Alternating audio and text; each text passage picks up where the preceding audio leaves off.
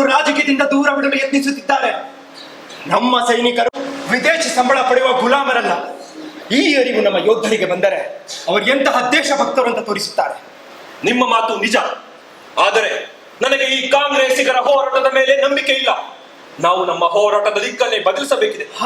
ಸುಭಾಷ್ ಬಾಬು, ಮರೆತಿದ್ದೆ, ನೆನಪಾಯ್ತು. ರಾಸ್ ಬಿಹಾರಿ ಬೋಸ್ ಗೊತ್ತು, ಜಪಾನಿನಿಂದ ಪತ್ರ ಬರೆದಿದ್ದಾರೆ. ಭಾರತವನ್ನು ಸ್ವತಂತ್ರಗೊಳಿಸುವುದಕ್ಕೆ ಜಪಾನಿನಲ್ಲಿ captain Mohan Singh, colonel Hunt ಎಂಬ ಭಾರತೀಯ ಯೋಧರು ಭಾರಿ ಶ್ರಮ ವಹಿಸಿ ಕಳೆದ 4 ವರ್ಷಗಳಿಂದ ಬ್ರಿಟಿಷರ ವಿರುದ್ಧ ಸೈನ್ಯ ಕಟ್ಟುತ್ತಿದ್ದಾರೆ. ಅಲ್ಲಿ ಅವರಿಗೆ ಸರಿಯಾದ ನಾಯಕತ್ವವಿಲ್ಲ, ಹೀಗಾಗಿ ವಿಫಲರಾಗುತ್ತಿದ್ದಾರೆ. ಆ ಸೈನ್ಯವನ್ನು ಆಜಾದ್ ಹಿಂದ್ ಫೌಜ್ ಎಂದು ಕರೆದುಕೊಂಡಿದ್ದಾರೆ. ಇಷ್ಟೇ ಅಲ್ಲ, ನಾನು ಮಾಡುತ್ತಿರುವ ಮಿಲಿಟರಿಕರಣದ ಬಗ್ಗೆ ತಿಳಿದು ಮೆಚ್ಚುಗೆ ವ್ಯಕ್ತಪಡಿಸಿದ್ದಾರೆ. ಸುಭಾಷ್ ಬಾಬು, ನೀವು ಭಾರತದಲ್ಲಿದ್ದು ಹೋರಾಟ ಮಾಡುವುದು ನಿರರ್ಥಕ. ನಿಮ್ಮಂತಹ ಯೋಧರಿಗೆ ರಾಸ್ ಬಿಹಾರಿ ಬೋಸ್ ಖಂಡಿತ ಸಹಕರಿಸುತ್ತಾರೆ. ಅಂತಾರಾಷ್ಟ್ರೀಯ ವಿಷಯಗಳ ಜ್ಞಾನ ಇರುವ ನೀವು ಅಲ್ಲಿ ಸೈನ್ಯ ಮುನ್ನಡೆಸಿ ಸಶಸ್ತ್ರ ಹೋರಾಟ ನಿಮ್ಮ ಗುರಿಯಾಗಿರಲಿ. ಮುಳ್ಳನ್ನು ಮುಳ್ಳಿನಿಂದಲೇ ತೆಗೆಯಬೇಕು. ಸರಿ ಸಾವರ್ಕರ್ಜಿ, ಇದರ ಬಗ್ಗೆ ಗಂಭೀರವಾಗಿ ಆಲೋಚಿಸುತ್ತೇನೆ. ಸುಭಾಷ್ ಬಾಬು, ಆಲೋಚಿಸುವುದೇನು? ಪಿಸ್ತೂಲು ಹೊಂದಿದ್ದಕ್ಕಾಗಿ ನಾನು ಕಾಲಾಪಾನಿ ಶಿಕ್ಷೆ ಅನುಭವಿಸಿದ್ದೆ. ಈಗ ಬ್ರಿಟಿಷರೇ ಬಂದೂಕು, ಮಿಷನ್ಗಳು, ತೋಪುಗಳನ್ನು ನಮ್ಮ ಯೋಧರ ಕೈಗೆ ನೀಡುತ್ತಿದ್ದಾರೆ. ಸುಭಾಷ್ ಬಾಬು, ನೀವು ಹೊರಡಿ, ಯೋಧ ಅಧಿಕಾರಿಯಾಗಿ ಪೂರ್ಣ ತರಬೇತಿ ಪಡೆಯಿರಿ. Get used to arms manufacturing and technology. ಈ ಗಾಂಧಿ ನೆಹರು ಕಾಗದ ಮೇಲಿನ ಒಪ್ಪಂದ ಸ್ವಾತಂತ್ರ್ಯ ತಂದು ಕೊಡೋದಿಲ್ಲ. ಬದಲಿಗೆ ಹೆಗಲ ಮೇಲೆ ಬಂದೂಕು ಧರಿಸಿ ಹಾಕಿಸುವ ಒಪ್ಪಂದಗಳೇ ನಮಗೆ ಸ್ವಾತಂತ್ರ್ಯವನ್ನು ನಿಶ್ಚಿತವಾಗಿ ತಂದು ಕೊಡುತ್ತದೆ. ನೀವು ಹೊರಡಿ. ಸರಿ, ಈ 2ನೇ ಮಹಾಯುದ್ಧ ನಮ್ಮ ಪಾಲಿಗೆ ಮಹಾಭಾರತ ಯುದ್ಧವಾಗಲಿ. ಭಾರತ ಸ್ವತಂತ್ರವಾಗಬೇಕು. ಬ್ರಿಟಿಷರ ಶತ್ರು ಜಪಾನ್, ಶತ್ರುವಿನ ಶತ್ರು ಮಿತ್ರ. ಆದರೆ ಒಂದು ಸಮಸ್ಯೆ ಇದೆ. ಬ್ರಿಟಿಷರ ಕಣ್ತಪ್ಪಿಸಿ ಇಲ್ಲಿಂದ ಪಲಾಯನ ಅಷ್ಟು ಸುಲಭವಲ್ಲ. ನನ್ನ ಮೇಲೆ ಬ್ರಿಟಿಷ್ ಗುಪ್ತಚಾರ ಕಣ್ಣಿದೆ. ಸುಭಾಷ್ ಬಾಬು, ನೀವು ಒಂದಷ್ಟು ದಿನ ನಿಮ್ಮ ಮನೆಯಿಂದ ಹೊರಗೆ ಬರಲೇಬೇಡಿ. ಯಾವ ಹೇಳಿಕೆಯನ್ನು ಕೊಡಬೇಡಿ. ನಂತರ ನಿರ್ಧರಿಸಿ. ನಿಮಗಾಗಿ ರಾಸ್ ಬಿಹಾರಿ ಬೋಸ್ ಆಜಾದ್ ಹಿಂದ್ ಫೌಜ್ ಕಾದಿದೆ. ಸರಿ ಸಾವರ್ಕರ್, ನಿಮ್ಮ ಮಾತಿನಂತೆ ಆಗಲಿ. ನಿಮ್ಮ ಮಾತಿನಿಂದ ಸ್ಫೂರ್ತಿಗೊಂಡಿದ್ದೇವೆ.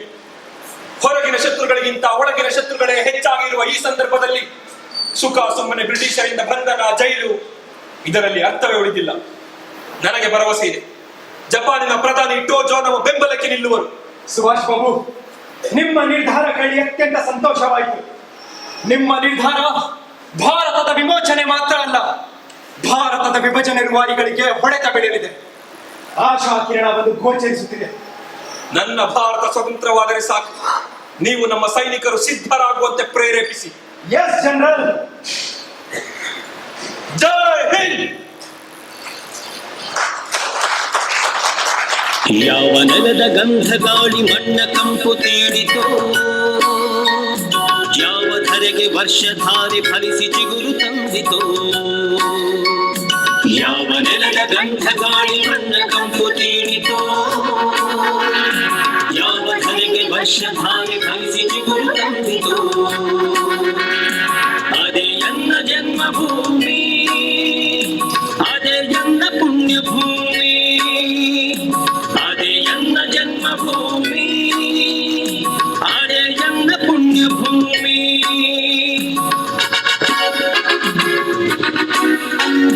ಋಷಿಯ ಕೊನೆಯ ಶ್ರುತಿಯು ಆಗಿ ಎಲ್ಲಿ ಬೆಳಕು ಹೊಮ್ಮಿತು, ಋಷಿಯು ಉದಿಸಿ ಬಂದ ಹಾಗೆ ಎಲ್ಲಿ ಹೊಸತು ಮೂಡಿತು. ಋಷಿಯ ಕೊನೆಯ ಶ್ರುತಿಯು ಆಗಿ ಎಲ್ಲಿ ಬೆಳಕು ಹೊಮ್ಮಿತು, ಋಷಿಯು ಉದಿಸಿ ಬಂದ ಹಾಗೆ ಎಲ್ಲಿ ಹೊಸತು ಮೂಡಿತು. ಭಿನ್ನ ಭಿನ್ನ ಹೃದಯದಲ್ಲೇ ಏಕಸೂತ್ರ ಜನಿಸಿತು, ಭಿನ್ನ ಭಿನ್ನ ಹೃದಯದಲ್ಲೇ ಏಕಸೂತ್ರ ಜನಿಸಿತು. ಅದೇ ನನ್ನ ಜನ್ಮಭೂಮಿ, ಅದೇ ನನ್ನ ಪುಣ್ಯಭೂಮಿ, ಅದೇ ನನ್ನ ಜನ್ಮಭೂಮಿ, ಅದೇ ನನ್ನ ಪುಣ್ಯಭೂಮಿ. ಜೈ ಹಿಂದ್. ಸುಭಾಷ್ ಚಂದ್ರ ಬೋಸ್ ಭಾರತೀಯ ರಾಷ್ಟ್ರೀಯ ಸೇನೆ ಕಟ್ಟಿ ಬ್ರಿಟಿಷರ ವಿರುದ್ಧ ಸಮರ ಸಾರುತ್ತಾರೆ. ಭಾರತದ ಭೂಪ್ರದೇಶ ಅಂಡಮಾನ್ ನಿಕೋಬಾರ್ನಲ್ಲಿ 1943 ಏಪ್ರಿಲ್ 6ರಂದು ಸ್ವತಂತ್ರ ಭಾರತದ ತಾತ್ಕಾಲಿಕ ಸರ್ಕಾರವನ್ನು ಸ್ಥಾಪಿಸುವುದರ ಮೂಲಕ ಭಾರತದ ಮೊದಲ ಪ್ರಧಾನಿಯಾಗುತ್ತಾರೆ. ಕಾಲಪಾನಿ ಶಿಕ್ಷೆ ಅನುಭವಿಸಿದ ಆ ನೆಲದಲ್ಲಿ ತ್ರಿವರ್ಣ ಧ್ವಜ ಹಾರಿದ್ದು ಸಾವರ್ಕರ್ಗೆ ಹೊಸ ಜನ್ಮ ನೀಡಿದ ಅನುಭವವಾಯಿತು. ಭಾರತಕ್ಕೆ ಸ್ವಾತಂತ್ರ್ಯ ಬಂತು, ಅಖಂಡಕ್ಕಲ್ಲ, ತುಂಡಾದ ಭಾರತಕ್ಕೆ ನೆಹರು ಪ್ರಧಾನಿಯಾಗಿ ಸಂಭ್ರಮಿಸಿದರು. ಇತ್ತ ಸಾವರ್ಕರ್ ನೊಂದು ಬೆಂದು ಹೋದರು. ನೆಹರು ಪ್ರಧಾನಿಯಾಗಿ ಸಾವರ್ಕರನ್ನು ಮತ್ತೆ ಮತ್ತೆ ಕಾಡಿದರು. ಶಾಂತಿ ಭಂಗವಾಗಬಹುದು ಎಂಬ ನೆಪದಲ್ಲಿ ಬಂಧಿಸುತ್ತಲೇ ಹೋದರು. ಹೀಗೆ ತನ್ನ ಜೀವಿತ ಅವಧಿಯಲ್ಲಿ 32 ವರ್ಷ ಜೈಲಿನಲ್ಲೇ ಕಳೆದು ಬಿಟ್ಟರು. ಸಾವರ್ಕರ್ ಪ್ರತಿಭೆ ಚಿಟ್ಟೆಯಂತೆ ಲಾಸ್ಯದ ಆಕರ್ಷಣೆಯಲ್ಲ, ಅವರ ಪ್ರತಿಭೆಯಲ್ಲಿ ಹದ್ದಿನ ಭವ್ಯ ವಿಸ್ತಾರವಿದೆ. ಅದರಲ್ಲಿ ಹೂಬಳ್ಳಿಯ ಕೋಮಲತೆ ಇಲ್ಲ.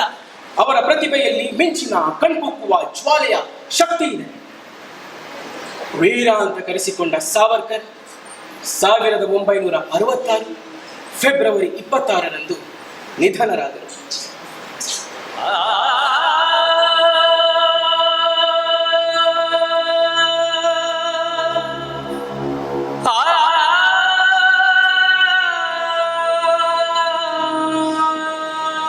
ಸತ್ತ ಮೇಲೆಯೂ ಅವಮಾನ ನಿಂದನೆ ತಪ್ಪಲಿಲ್ಲ. ಸಂಸತ್ತಿನ ಒಳಗೂ ಹೊರಗೂ ಅಪಮಾನದ ದಳ್ಳೂರಿ. ಸಂಸತ್ ಕಲಾಪ ಆರಂಭಗೊಂಡಿದೆ. ಗೌರವಾನ್ವಿತ ಸದಸ್ಯರೇ, ತಮಗೆಲ್ಲರಿಗೂ ಚಳಿಗಾಲದ ಅಧಿವೇಶನಕ್ಕೆ ಸ್ವಾಗತ. ಹಿರಿಯ ಸದಸ್ಯರಾದ ಹಿರೇನ್ ಮುಖರ್ಜಿ ಅವರು ಒಂದು ಪ್ರಸ್ತಾಪವನ್ನು ಮಂಡಿಸಿದ್ದಾರೆ. ವಿಷಯ ಏನು ಅಂದ್ರೆ, ಸ್ವಾತಂತ್ರ್ಯಕ್ಕಾಗಿ ತನ್ನ ಜೀವನವನ್ನೇ ಮುಡುಪಾಗಿಟ್ಟು ವೀರ ಸಾವರ್ಕರ್ ಎಂದು ಕರೆಸಿಕೊಂಡ ಸ್ವಾತಂತ್ರ್ಯ ಯೋಧ ವಿನಾಯಕ ದಾಮೋದರ ಸಾವರ್ಕರ್ ಮೊನ್ನೆ ಇಹಲೋಕ ತ್ಯಜಿಸಿದ್ದಾರೆ. ಅವರಿಗೆ ಭಾವಪೂರ್ಣ ಶ್ರದ್ಧಾಂಜಲಿ ಅರ್ಪಿಸಬೇಕೆಂಬುದು ಈ ಪ್ರಸ್ತಾಪದ ಉದ್ದೇಶ. ಈ ಪ್ರಸ್ತಾಪವನ್ನ ಎಲ್ಲ ಸಂಸತ್ ಸದಸ್ಯರ ಗಮನಕ್ಕೆ ತರುತ್ತಿದ್ದೇನೆ.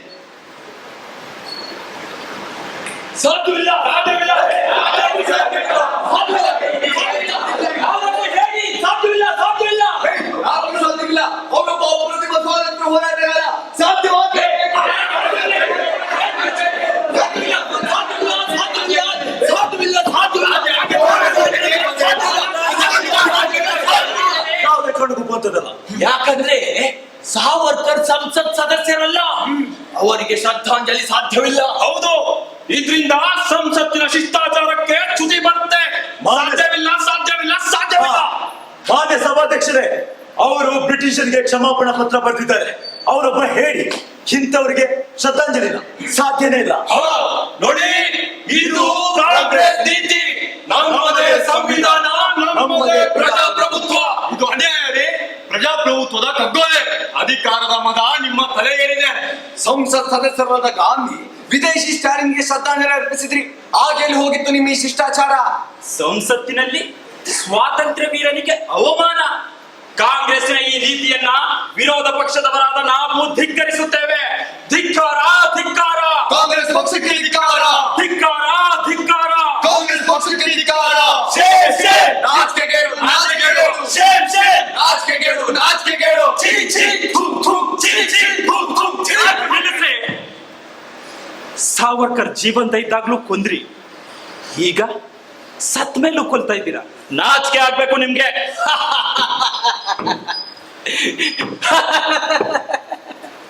ಯಾಕಪ್ಪ, ಯಾಕೆ ಬ್ರಿಟಿಷರಿಗೆ ನನ್ನನ್ನು ಬಿಟ್ಟು ಬಿಡಿ ಅಂತ ಒಂದಲ್ಲ 7 ಬಾರಿ ಪತ್ರ ಬರೆದದ್ದು ಆ ನಿಮ್ಮ ಸಾವರ್ಕರ್ ತಾನೇ?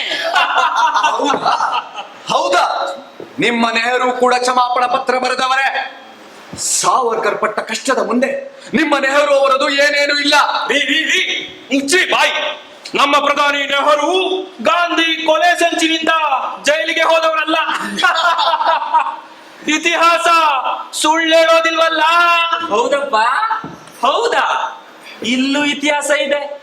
ನೆಹರು ತಂಗಿ ಕೃಷ್ಣಾತಿ ಸಿಂಗ್ ಬರೆದದ್ದು. ನೆಹರು ಜೈಲು ಕೋಣೆಯಲ್ಲಿ ಸೊಳ್ಳೆ ಪರದೆ ಇರುವ ಮಂಚ, ಹಾಸಿಗೆ, ಹೊತ್ತು ಹೊತ್ತಿಗೆ ಟೀ, ಊಟ, ಸೋಫಾ, ಮೇಜು, ಕುರ್ಚಿ, ಪತ್ರಿಕೆಗಳು, ವಿಶಾಲ ಕೋಣೆ. ಇದು ನೆಹರು ಜೈಲು ವಾಸದ ಇತಿಹಾಸ. ಸಾಕ, ಇನ್ನು ಬೇಕಾ? ಮೂಳೆ ಇಲ್ಲದ ನಾಲಿಗೆಯಿಂದ ಸುಳ್ಳಿನ ಸರಮಾಲೆಗಳು ಸ್ಫುಟವಾಗಿ ಹರಿದು ಬರ್ತದೆ. ಆ? ನಮ್ಮ ನೆಹರೂಜಿ ದೇಶದ ಮೊದಲ ಪ್ರಧಾನಮಂತ್ರಿ ಆಗಿದ್ದವರು. ನಿಮ್ಮ ನಾಲ್ಗೆ ಮೇಲೆ ಹಿಡಿತಾ ಇಲ್ಲ. ಸುಮ್ಮನೆ ಏನ್ ಹಿಡಿತ? ಏನ್ ಹಿಡಿತ? ನಿಮ್ಮ ನೆಹರು ಚರಿತ್ರೆನ ನಾನು ಹೇಳ್ತೇನೆ ಕೇಳಿ. ಭಾರತ ರತ್ನ ಪ್ರಶಸ್ತಿಯನ್ನ ಘೋಷಣೆ ಮಾಡಿ ತಾವೇ ಪಡೆದುಕೊಂಡವರು ಯಾರು? ಚಾಚಾ ಚಾಚಾ ಬಾಬಾ ಸಾಹೇಬ್ ಅಂಬೇಡ್ಕರ್ ಅವರನ್ನ 2 ಬಾರಿ ಸೋಲಿಸಿದವರು ಯಾರು? ಬಂಡೆ. ಮಹಾನಾಯಕ ಶ್ಯಾಮ್ ಪ್ರಸಾದ್ ಮುಖರ್ಜಿ ಅವರ ಕೊಲೆ ಪ್ರಕರಣ ತನಿಖೆ ಮಾಡದೆ ಮುಚ್ಚಿಟ್ಟವರು ಯಾರು? ನೆಹರು. ಉಕ್ಕಿನ ಮನುಷ್ಯ ಸರ್ದಾರ್ ವಲ್ಲಭಾಯ್ ಪಟೇಲರು ಹೆಚ್ಚು ಮತ ಪಡೆದರು. ಪ್ರಧಾನಿಯಾಗದಂತೆ ತಡೆದವರು ಯಾರು? ಚಾಚಾ ಚಾಚಾ.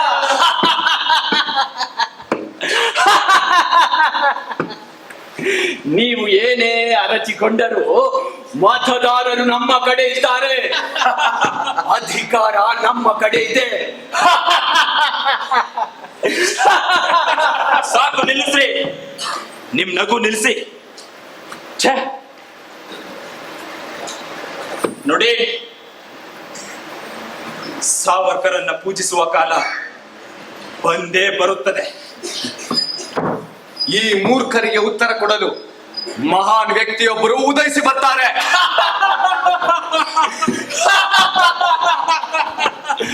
ಬರಲಿ ನಿಮಗೆ ಅಧಿಕಾರ ಸಿಕ್ಕಾಗ अंधेरे की एक ही चाल, अटल बिहारी अंधेरे की एक ही चाल, अटल बिहारी अंधेरे का एक ही चाल, अटल बिहारी.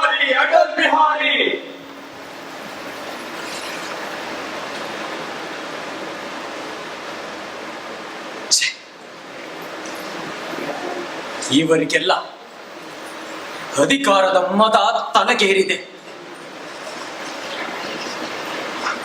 ಒಂದಲ್ಲ ಒಂದು ದಿನ ಬಂದೇ ಬರುತ್ತದೆ. ಇವನ ಜಾಗದಲ್ಲಿ ನಿಂತು ನಾವು ನಗುತ್ತೇವೆ. ಬ್ರಿಟಿಷ್ ಪಳವಳಿಕೆ ಇರುವ ಈ ಸಂಸತ್ ಭವನವೇ ಅಳಿಸಿ ಹೋಗಲಿದೆ.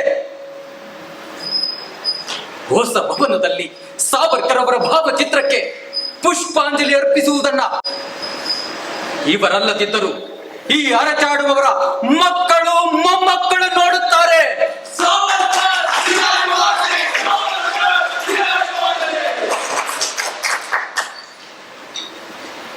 ಈ ಕಾಂಗ್ರೆಸ್ ಮುಸ್ಲಿಂ ತುಷ್ಟೀಕರಣ ಮಾಡುತ್ತಾ ಚಿನ್ನದ ಜಿಂಕೆಯನ್ನು ಬೆನ್ನಟ್ಟುತ್ತಾ ಹೋದಂತಾಯಿತು. ಕಟ್ಟ ಕಡೆಗೆ ಆದದ್ದಾದರೂ ಏನು? ಅತ್ತ ಚಿನ್ನದ ಜಿಂಕೆಯೂ ಮಾಯ, ಇತ್ತ ರಾಷ್ಟ್ರೀಯ ಐಕ್ಯತೆ ಎಂಬ ಸೀತೆಯ ಅಪಹರಣವೂ ಆಯಿತು.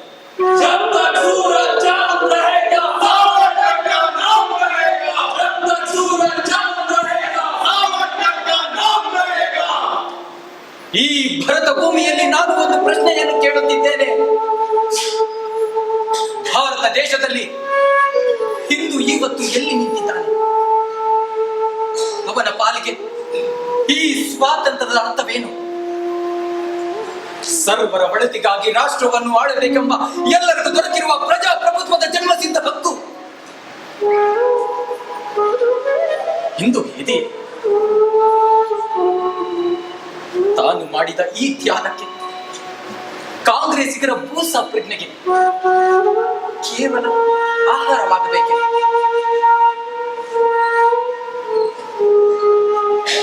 ತಾಯಿ ಭಾರತಿ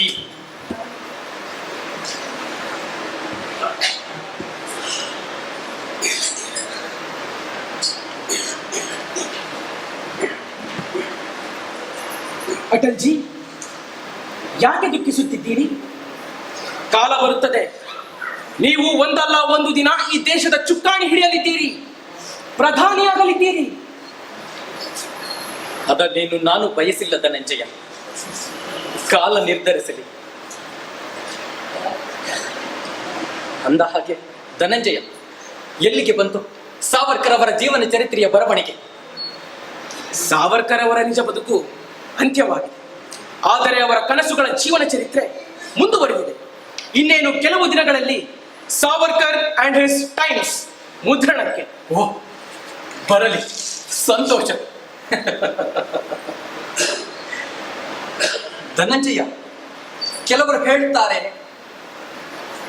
ನಾವು ಒಂದೇ ಒಂದು ಹನಿ ರಕ್ತವನ್ನು ಚೆಲ್ಲದೆ ಕೇವಲ ಅಹಿಂಸಾ ಮಾರ್ಗದಿಂದಲೇ ಸ್ವಾತಂತ್ರ್ಯ ಗಳಿಸಿದವು ಎಂದು. ನಿಜ ನಿಜ, ಹಾಗೆ ಹೇಳುವವರ ಮೈ ಮೇಲಿನ ಬಟ್ಟೆಗೂ ಸಹ ಒಂದೇ ಒಂದು ಹನಿ ರಕ್ತ ತಾಕಿಲ್ಲ. ಆದರೆ ಯಾರು ಸ್ವಾತಂತ್ರ್ಯ ಸಂಗ್ರಾಮಕ್ಕೆ ಮುನ್ನುಗ್ಗಿ ಹೋಗಿ ತಮ್ಮ ರಕ್ತದಲ್ಲೇ ಒಬ್ಬಳಿಯಾಡಿದರೋ ಅಂತಹ ಸಹಸ್ರಾರು ಎಳೆ ಯುವಕರನ್ನು ಮರೆತು ಬಿಡೋಣವೇ? ಮುಂಬರುವ ಪೀಳಿಗೆಗಳು ಸಾವರ್ಕರ್ ಅಂತಹ ಶ್ರೇಷ್ಠ ದೇಶಭಕ್ತರನ್ನ ಮರೆತು ಬಿಡಬೇಕೆ? ವೀರ ಸಾವರ್ಕರ್ ಎಂತವರು! सावरकर माने तेज, सावरकर माने त्याग, सावरकर माने तप, सावरकर माने तत्व, सावरकर माने कर्क, सावरकर माने तारुण्य, सावरकर माने तीर, सावरकर माने तलवार, सावरकर माने तिलमिलाहट, सागरा प्राण तड़मड़ला, कलमलाती हुई आत्मा,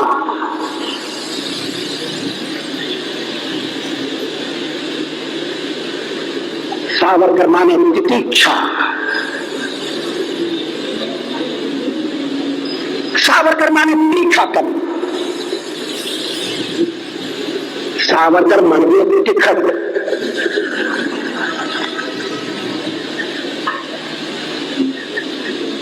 कैसा बहुरंगी व्यक्तित्व!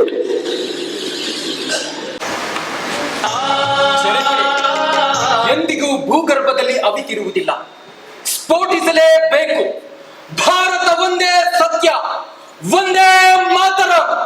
ಭಾರತ್ ಮಾತಾ ಕಿ ಭಾರತ್ ಮಾತಾ ಕಿ